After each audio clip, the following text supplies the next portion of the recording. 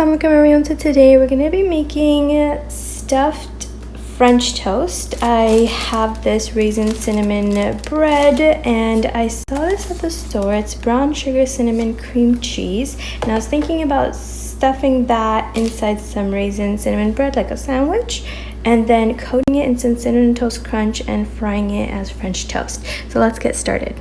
So we added all of our ingredients to a shallow bowl. I have 3 eggs, 1/8 of a teaspoon of allspice, 1/4 of a teaspoon of salt, 1/2 a teaspoon of cinnamon, 1/2 a teaspoon of vanilla.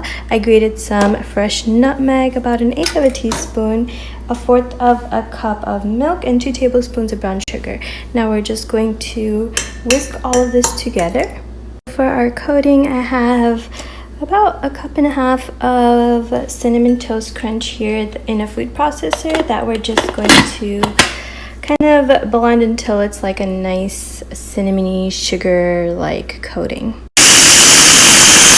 And this is how it looks. I have a shallow bowl here that I'm going to transfer this to.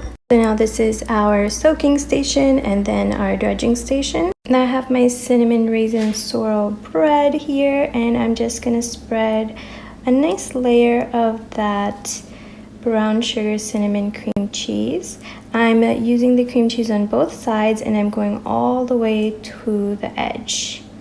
That looks great.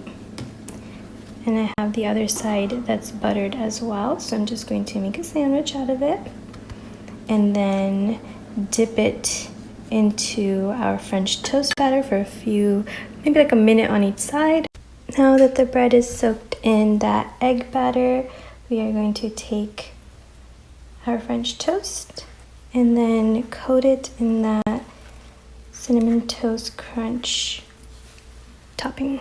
So I have a good layer of butter on the bottom, about 1 tablespoon. I have the heat on medium-low. You want to cook French toast low and slow. You don't want the outside to brown too quickly and then the inside of the bread is still raw with eggs. You don't want that, so you want to just bring the heat up slowly and cook until it's brown and toasty. So this is how it looks once it's flipped. It's super golden brown and toasty. You do want to continuously feed it butter, if that makes any sense, just so it gets that nice golden brown color. And how fast and easy was that? It looks beautiful. I hope you guys try it out. Assalamualaikum.